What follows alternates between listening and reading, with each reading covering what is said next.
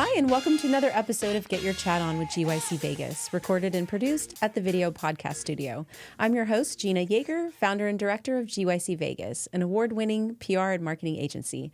We believe every company has a story to tell, and we're passionate about getting businesses recognized. At Get Your Chat On, we sit down with local professionals to get to know a little about their organization, their role, and their perspective on our vibrant business community here in Southern Nevada. On today's episode, we're chatting with Mihir Wagh, Senior Vice President of Global Supply Chain Manufacturing and Logistics for Aristocrat Gaming, an industry-leading global gaming content and technology company. With over a decade of experience working with global automotive and premier technology brands, Mihir brings extensive operational and supply chain expertise to his role here in Las Vegas.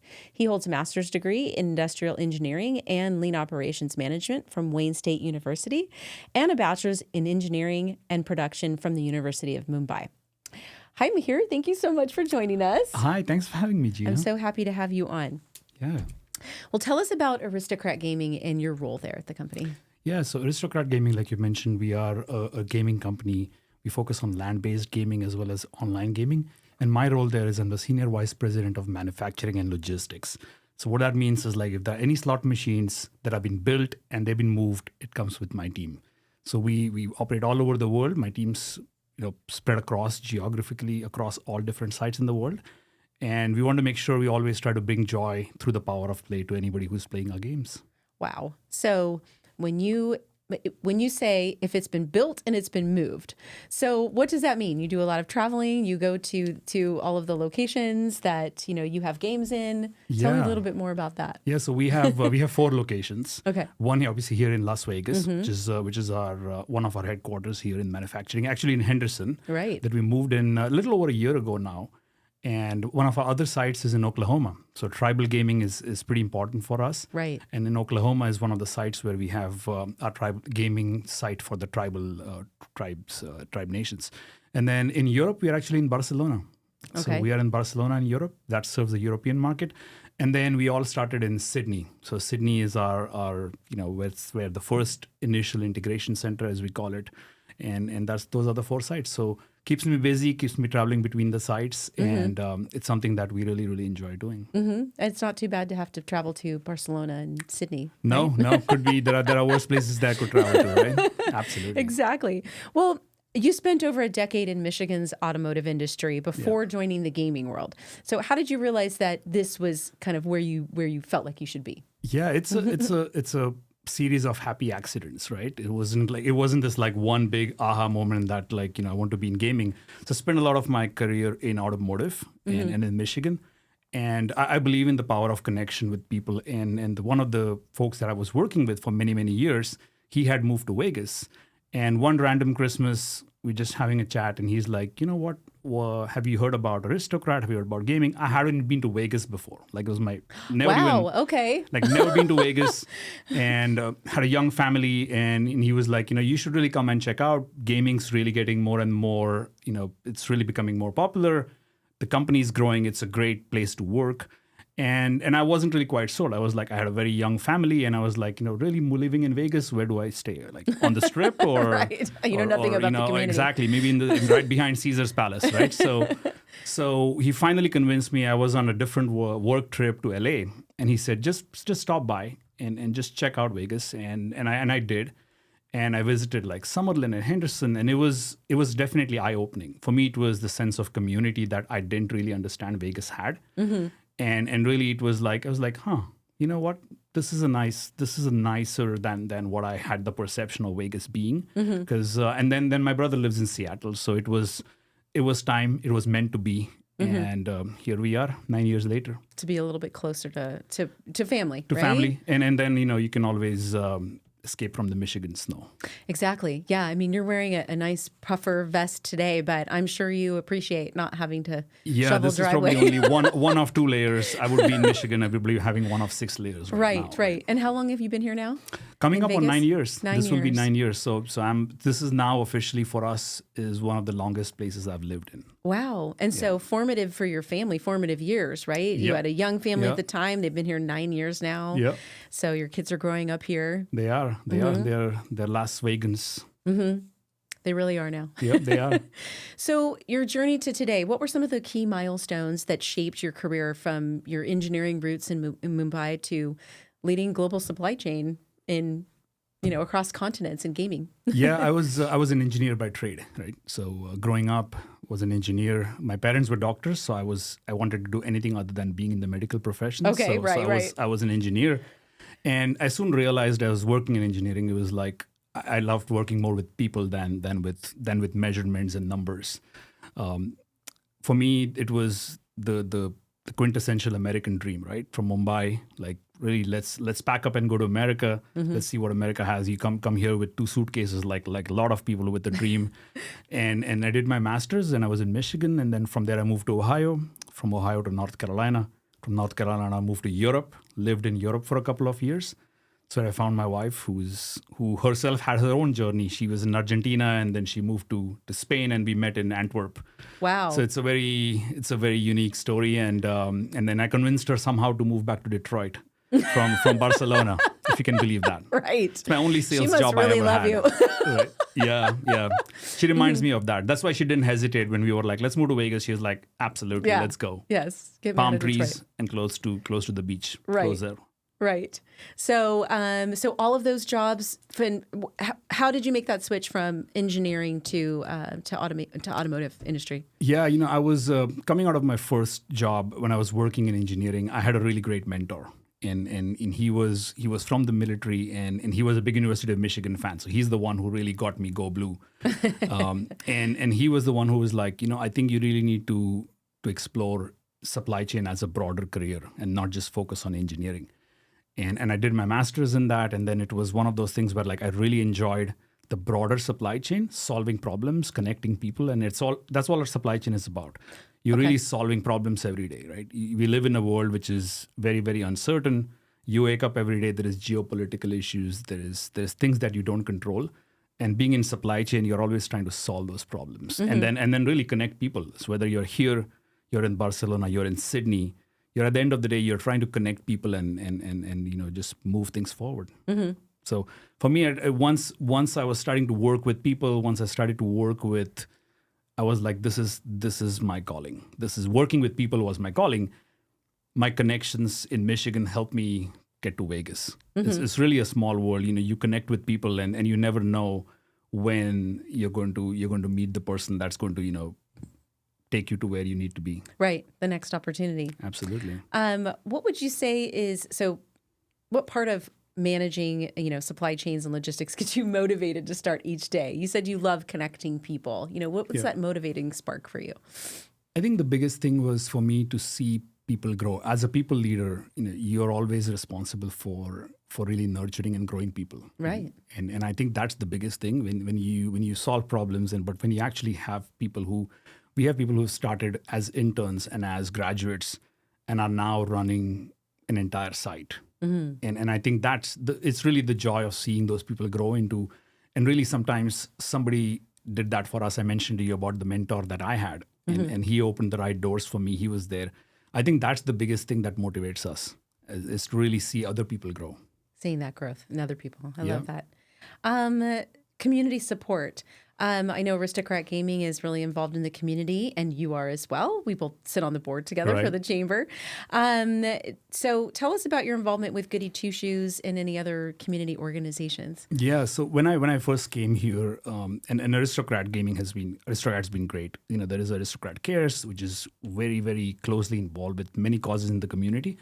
When I first came to the Valley, I was trying to volunteer and just get to know the community, right? There was one way to get to know the community, get to know where you live. And I did 3 squares, I did food banks, I did several others. And then one day, through Aristocrat, I volunteered at Goodie Two Shoes. And at the time, this is about 8-9 years ago. So my kids were maybe 5 and 7. And Goodie Two Shoes is a fantastic organization. They're based out of Vegas here. Nikki and Tony, they're just really, really good people. And what they do is they provide a pair of shoes and socks along with a lot of essential items for underprivileged kids and Title I schools here in the Valley. They're focused in the Valley. And the first time I volunteered, for me it was very touching. I still remember there was a kid who came up to me, and basically you help the kids find the shoes that they can have any shoes in the truck, right? There's a truck pulls up into the school. You actually help them get the shoes, and they walk out of there with a smile on their face. Right. And they make that decision. And the first time it was, a kid gave me a quarter and he said, thank you for helping me. This is for you. Right. And to me, that really touched me, having kids of the same age. And so I just got involved more, and I started to just volunteer more. I got my wife. She came with me. Brenda volunteered as well. And then eventually they actually asked me one day, they say, hey, we always see you volunteering. Would you like to be on the board? We know you're with Aristocrat. And I was like, okay, I don't know what that means, but I will for sure. So it was for me. It was something different. It was growing into something different, learning to be on the board. How do you serve on the board? What can I bring to Goodie Two Shoes? And a little over a year, I just love it. Aristocrat still is a big sponsor of it. If I can give a quick plug here. Yeah, please do. They have a gala coming up on May 2nd at the JW Marriott. So, well, definitely, if you want to check it out, goodie2shoes.org is where you can get a lot of the info. But it's just a fantastic organization, and I'm just very, very proud and humbled to be part of it. Nice. I love that you you just got involved as a volunteer and eventually get on the board. That's not oftentimes the typical way that people end up on a nonprofit board is, spending a lot of time volunteering first. So, kudos to you for getting involved in the community that way and just for your passion and giving back. Yeah, no, and really it's neat. It's also, there is also a big, you talk about leadership and you talk about connecting people, right? Like we once a year, as even my team today, I think we're doing in February 6th, all of us are going to go and do a shoe distribution event. And to me, really, that brings the team together. It really brings people together, even our team, and that sense of giving back, whether it's to a community or somebody else helping. I think that's really what great teams do, and you really just, there is that secret sauce of really going from good to great in terms of teams. Right. I completely agree. Let's talk about, so looking back on your journey from engineering to executive leadership and through, the various industries that you've worked in, what lessons have you learned that could benefit others who are maybe starting out in their careers or pivoting to a different career? Yeah. One I would say is always be genuine, be authentic, and build that relationship, right? Build that relationship, build your network. Your network today might be a safety net tomorrow. You never know that. And people always want to have that instant gratification with the network. They always like, oh, right. Here's my card. This is what I want. It doesn't work like that, right? You build networks. All of my jobs I've had have all been through the people that I've worked with, people that I have known for years.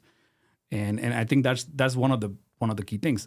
Other is, I always say, like, be deliberate, be bold, and be humble, right? So be deliberate. We make a lot of choices. We have very limited time. You want to really make sure you use your time wisely as a professional, and be very deliberate about what your goals are and how you're going to go about it. Ultimately, be bold. You have to take some risks. Yeah.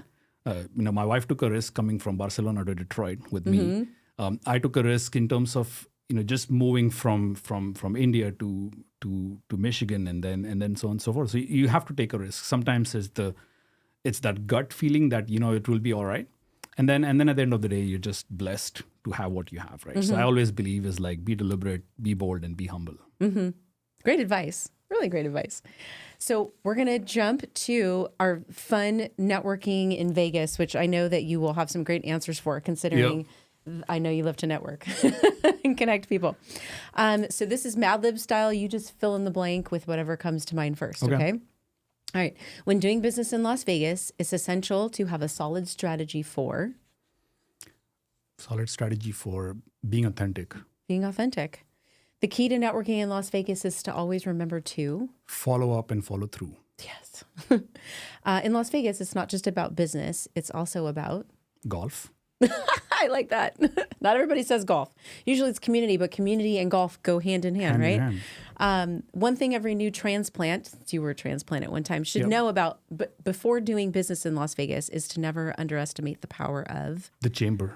Yes. Or say the Chamber of Commerce. I mean, that's been a huge, for me, just professionally meeting with folks with the Henderson Chamber has just been fantastic. I think it's opened up, meeting other community leaders. Obviously, you're on the board with me, and we see the dynamic there. So yeah, chamber would be a strong one. So powerful Absolutely. to help connections.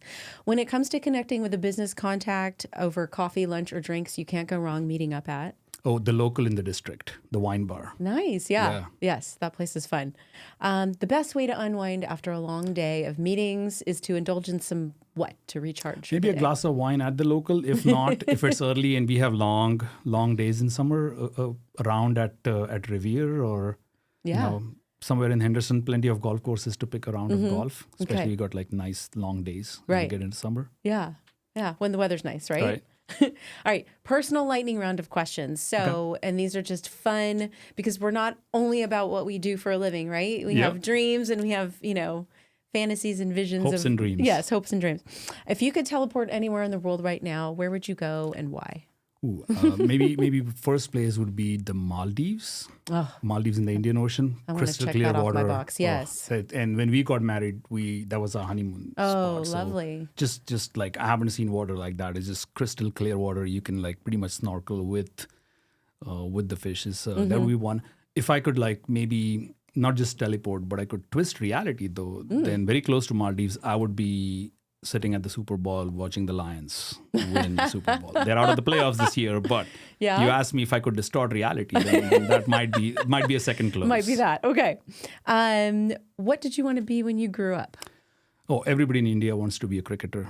A cricketer? Okay. Cricketer, yeah. But probably only 12 people make it. The rest of billion people find other ways. The other billion people. Until your mom slaps your hand and says, no, you're going to be you're not good enough. Did your parents have a dream for you that wasn't engineering? They never really forced us. Both my parents were doctors. So both me and my brother were like anything but doctors. So what they were like, follow your dreams. They were very supportive of us both. We are both here now in the US. They were both very supportive of us, like, go do what you want to do, right? Don't have any regrets later, saying, I should have done this, I could have done this. Right. That's very supportive. I love that. If you could have a superpower, what would you do and what would it be and how would you use it? Maybe teleportation. Because just to like the travel sometimes, like, you travel from here to Sydney, you travel to Barcelona. I think the travel time takes a lot. Yeah. Maybe if I could like teleport myself directly, that would probably save me like a lot of jet lag and travel. Well said from someone who travels all the time, right? Yeah, exactly. Can I just that's snap my probably fingers just like snap and go there and come back, and then that would actually make it more fun. Right. Yeah. And you'd have more time with your family. And, exactly. Yeah. What's the most adventurous thing you've ever done, and would you do it again? So I've done, when we moved here first, we did a hot air balloon. And I didn't quite realize what a hot air balloon was until we were up, and I realized all it was you just like pumping gas up and down. And we were pretty close to dusk at the time, and we were going to land, and it took him forever to find a landing spot. And then I was thinking, oh, what happens if he runs out of gas at some point? So that's probably the most adventurous. What I want to do, though, it's on my bucket list, is to jump off an airplane.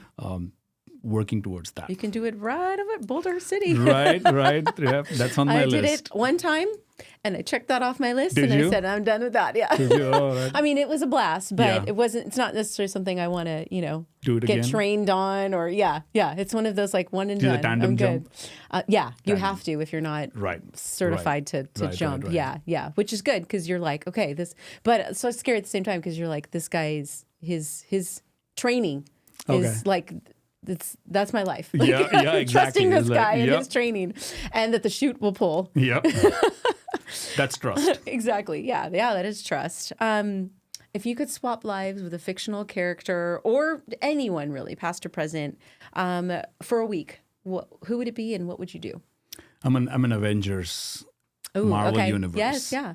So Tony Stark. Oh, yes. For sure. Fantastic. Right? I mean, there's a lot of tech. I almost think if you look at Avengers, they're probably 10, 15 years ahead of the whole AI piece. So you could use AI in supply chain. We are using AI in supply chain. Probably Tony Stark would like think about ways to do the teleportation and use AI. Yeah. And I think do all of it once. So maybe a week as Tony Stark would do it.